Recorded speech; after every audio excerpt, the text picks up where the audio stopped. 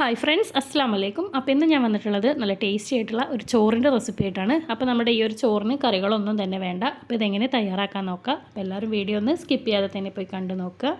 അപ്പോൾ ഇതാ ഞാനിവിടെ ചോറ് എടുത്തിട്ടുണ്ട്. നമ്മുടെ സാധാ ചോറാണ് എടുത്തിട്ടുള്ളത്. അതിലേക്ക് ഞാൻ 1 ടീസ്പൂൺ സാമ്പാർ പൊടി, 1/2 ടീസ്പൂൺ മുളക് പൊടി, 1/4 ടീസ്പൂൺ മഞ്ഞൾപ്പൊടി, 1/4 ടീസ്പൂണിലും താഴെയായിട്ട് ഗരം മസാലയും കൂടെ എടുത്തിട്ടുണ്ട്. അപ്പോൾ ഇനി ഇതെല്ലാം കൂടെ നമുക്ക് ഈ ഒരു റൈസിൽ നന്നായിട്ട് തന്നെ ഒന്ന് മിക്സ് ചെയ്തെടുക്കാം. ഇനിയിപ്പോൾ അടുത്തതായിട്ട് ഞാനൊരു പാൻ എടുത്തിട്ടുണ്ട്. അതിലേക്ക് 1 ടേബിൾ സ്പൂൺ വെളിച്ചെണ്ണ ഒഴിച്ച് കൊടുക്കുന്നുണ്ട്. എണ്ണയൊക്കെ ഒന്നിപ്പോൾ നന്നായിട്ട് ചൂടായി വന്നിട്ടുണ്ട്. ഇതിലേക്ക് ഞാനൊരു മീഡിയം സൈസിലുള്ള സവാള ചേർത്ത് കൊടുക്കുന്നുണ്ട്. പെട്ടെന്നൊന്ന് വാടിക്കിട്ടാൻ ആവശ്യത്തിനുള്ള ഉപ്പും കൂടെ ചേർത്ത് നന്നായിട്ടൊന്ന് വഴറ്റിയെടുക്കാം. ഇപ്പോൾ സവാള ഏകദേശമൊക്കെ ഒന്ന് വാടി തുടങ്ങിയിട്ടുണ്ട്. ഈ ഒരു സമയത്ത് നമുക്കിതിലേക്ക് കുറച്ച് കറിവേപ്പിലയും അതുപോലെ തന്നെ തക്കാളിയും കൂടെ ചേർത്ത് കൊടുക്കുക. തക്കാളി ഞാനൊരു മീഡിയം സൈസിലുള്ള തന്നെയാണ് എടുത്തിട്ടുള്ളത്. അതൊക്കെ നിങ്ങളുടെ ആ ഒരു ചോറിൻ്റെ ക്വാണ്ടിറ്റിക്ക് അനുസരിച്ച് നിങ്ങൾക്ക് സവാളയും തക്കാളിയൊക്കെ എടുക്കാവുന്നതാണ്.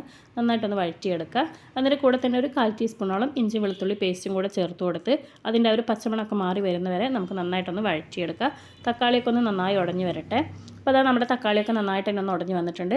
ഇനി നമ്മൾ നേരത്തെ മിക്സ് ചെയ്തെടുത്തിട്ടുള്ള ആ ഒരു റൈസ് നമുക്കിതിലേക്ക് ചേർത്ത് കൊടുക്കാം. ഇനി ഇതെല്ലാം കൂടെ നല്ലപോലെ ഒന്ന് മിക്സ് ചെയ്തെടുക്കാം. അപ്പോൾ നമ്മൾ ഫുള്ളായിട്ട് തന്നെ ഒന്ന് മിക്സ് ചെയ്തെടുത്തിട്ടുണ്ട്. ഇനി നമുക്കിത് 1 മിനിറ്റ് ഒന്ന് ഇതുപോലെ ലോ ഫ്ലെയിമിൽ വെച്ചിട്ടൊന്ന് അടച്ച് വെച്ച് കൊടുക്കുക. അപ്പോൾ നമ്മുടെ ടേസ്റ്റി ആയിട്ടുള്ള റൈസ് ഇവിടെ റെഡി ആയിട്ടുണ്ട്. ഇതിൽ സാമ്പാർ പൊടി ചേർത്തിട്ടുണ്ടെന്നൊന്നും ഒരിക്കലും നമ്മളിത് കഴിക്കുമ്പോൾ പറയില്ല, അത്രയ്ക്ക് ടേസ്റ്റാണ്. അപ്പോൾ തീർച്ചയായിട്ടും നിങ്ങളിത് ഒരു തവണയെങ്കിലും ഒന്ന് ട്രൈ ചെയ്ത് നോക്കുക. വീഡിയോ ഇഷ്ടപ്പെട്ടാൽ ലൈക്ക് ചെയ്യാനും ഷെയർ ചെയ്യാനും മറക്കരുതേ.